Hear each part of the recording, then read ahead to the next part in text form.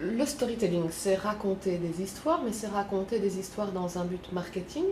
Oui, en fait, le storytelling, c'est comment enrober une entreprise, une belle histoire, pour la rendre séduisante.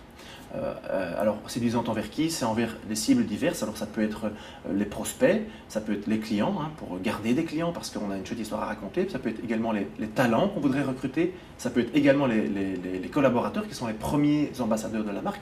Mais ça peut être aussi les journalistes, parce que les journalistes qui ont beaucoup de travail, quand on leur envoie une chouette histoire, ils ont beaucoup plus envie eux-mêmes de la raconter dans leurs articles, à la télé, à la radio, que simplement si on dit voilà les facts and figures d'une entreprise, c'est pas très sexy.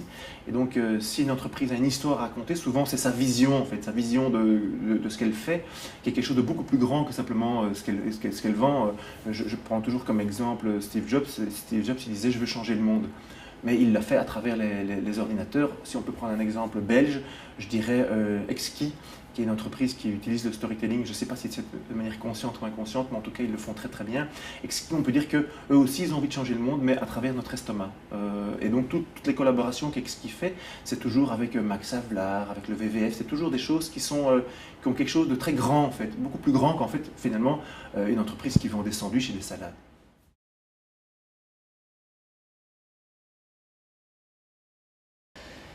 Comment une entreprise innovante peut se raconter finalement? Comment elle fait ça? Est-ce qu'elle doit démarrer? Enfin, voilà. Quelles sont Alors, d'abord, il n'y a pas de règle, mais disons il y a des méthodes de travail qui est le qui, quoi, comment. Qui, quoi, comment, c'est les trois questions qu'on peut poser. C'est qui a fondé la société? Parfois, il y a des sociétés dont les fondateurs ne sont plus là, c'est pas grave, hein. C'est qui, quoi, comment. Qui a fondé, pourquoi il l'a fondé et dans quel but il l'a fondé.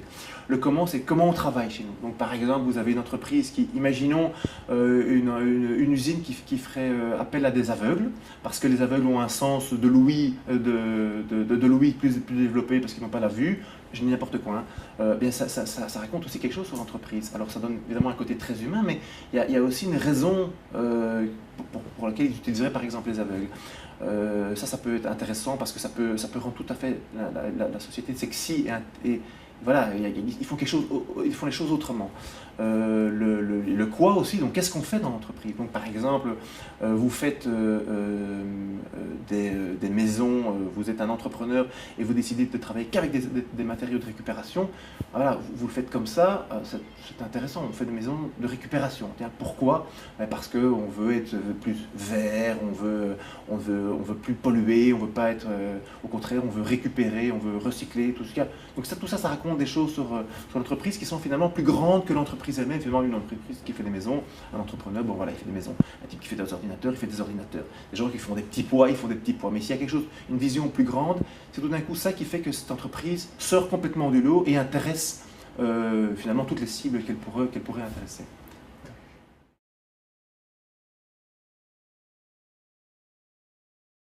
Deux grands mots du storytelling, c'est la séduction et l'empathie. La séduction, comme je l'ai dit, pour séduire toutes les cibles, et l'empathie, c'est-à-dire on peut être empathique qu'envers les êtres humains. Donc, si vous faites appel à des aveugles, par exemple, il y a beaucoup d'empathie parce qu'on se dit, tiens, finalement, ils font appel à des gens qui sont, entre guillemets, handicapés, sauf qu'en fait, ils ne les prennent pas du tout comme des handicapés, ils les prennent justement pour leur qualité.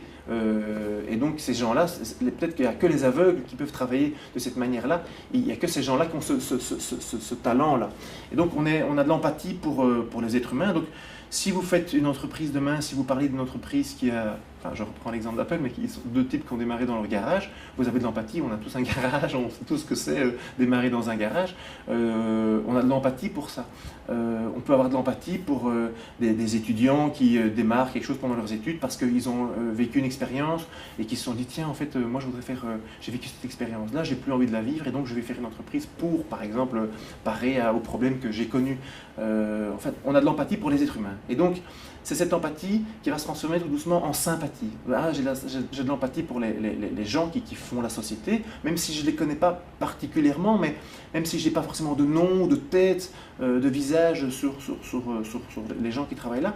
Mais si on me dit, par exemple, je reviens avec l'exemple d'entrepreneur, si vous êtes un entrepreneur qui décide de ne travailler qu'avec des gens du coin, Donc par exemple, vous construisez une maison à Charleroi, vous dites nous on travaille qu'avec des ouvriers de Charleroi. Donc on fait vivre la région dans laquelle on construit des maisons. Mais les gens auront énormément d'empathie pour vous parce qu'ils se diront, moi si j'aime mon coin, je construis ma maison dans mon coin, j'aide mon coin également. Donc la personne se sent valorisée par ce qu'elle fait. Et ça, même si vous ne connaissez pas les ouvriers, vous ne les voyez jamais, mais si vous le savez, que vous l'apprenez par les journaux, par la radio, sur le site internet de l'entreprise, tout d'un coup, c'est quelque chose de plus grand, quoi. Vous ne faites pas simplement une maison avec des gens, vous dites en fait, je m'en fous qui fait la maison, qui viennent du nord, du sud, je m'en fiche. Tout d'un coup, il y a quelque chose de plus grand, quoi. Et vous participez à quelque chose de plus intéressant et de plus grand, qui vous valorise vous-même, et du coup, qui valorise également l'entreprise, bien sûr, qui le fait. Pour que le storytelling soit crédible, il faut qu'il soit vécu dans l'entreprise. Donc il faut d'abord qu'il soit une vérité d'entreprise. Donc imaginons, vous êtes une entreprise très polluante et que vous dites du jour au lendemain, on veut être une entreprise verte. Avant de le dire, il faut le faire. Alors, ça paraît évidemment tout à fait logique, mais il y a des entreprises qui veulent tellement... Elles disent, oui, on ne sait pas très bien s'il faut mettre la charrue avant les bœufs ou bien l'œuf et la poule, qu'est-ce qui va démarrer. Il y a des entreprises qui disent, on va d'abord dire qu'on est vert, et puis après, petit à petit, on va le mettre en place. Mais non, alors là, parce que si ce n'est pas crédible au sein même de l'entreprise, comment voulez-vous que les gens portent ça à l'extérieur? On peut amplifier, mais on ne peut pas inventer. Oui, moi, je dis toujours que j'aime travailler sur la vérité intrinsèque des entreprises. Donc, on parle des fondateurs, c'est la vérité intrinsèque des fondateurs. Pourquoi j'ai fait cette société? Quel est mon but profond? C'est pas... Souvent, les entrepreneurs, ce ne sont pas des gens qui veulent juste gagner de l'argent, quoi. Alors bien sûr, à un moment, ils ont envie de toucher la mise, mais il y a quelque chose de plus grand chez eux. C'est pour ça qu'ils sont entrepreneurs, parce qu'ils décident de faire quelque chose d'eux-mêmes et qui se mouillent et qu'au départ, ils gagnent 0 franc. Et donc, il y a quelque chose de plus grand. Si on trouve cette chose plus grande, tout d'un coup, on peut l'amplifier. Si on ment, ça va se rendre compte, tout le monde va s'en rendre compte.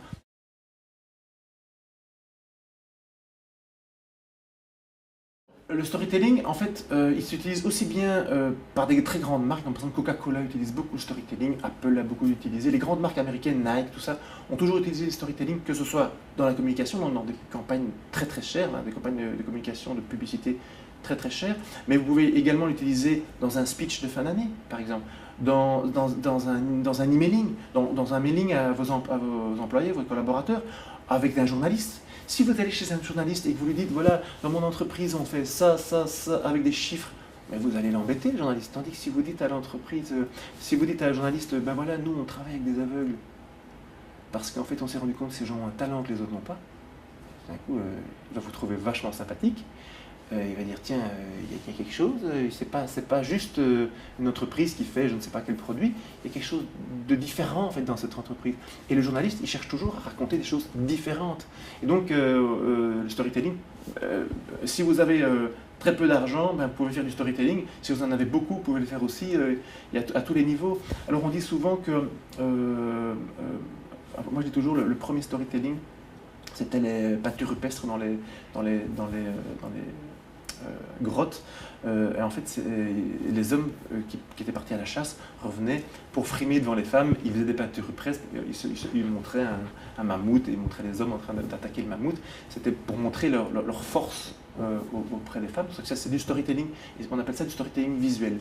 Donc par exemple, on dit toujours sur les réseaux sociaux, une photo c'est 2 fois plus liké, je pense, qu'un commentaire, et les vidéos sont 12 fois plus partagées qu'un commentaire normal. Donc si vous pouvez faire du visuel, que ce soit un petit film, je reviens avec mon histoire d'aveugle, mais si vous filmez simplement l'histoire d'une personne, on parle encore d'empathie, donc si vous parvenez à faire incarner votre entreprise par une personne, même si c'est un ouvrier, parce que cet ouvrier a quelque chose de spécial, de sympa, et que la manière, que ce qu'on raconte sur cet ouvrier est honnête, c'est-à-dire que c'est la véritable vie de cet ouvrier. Tout d'un coup, toute cette entreprise est incarnée par cet ouvrier qui est si spécial.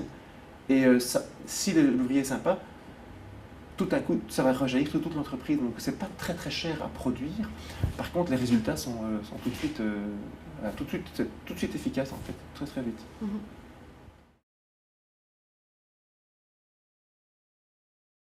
Innovatech, le coach de vos innovations technologiques.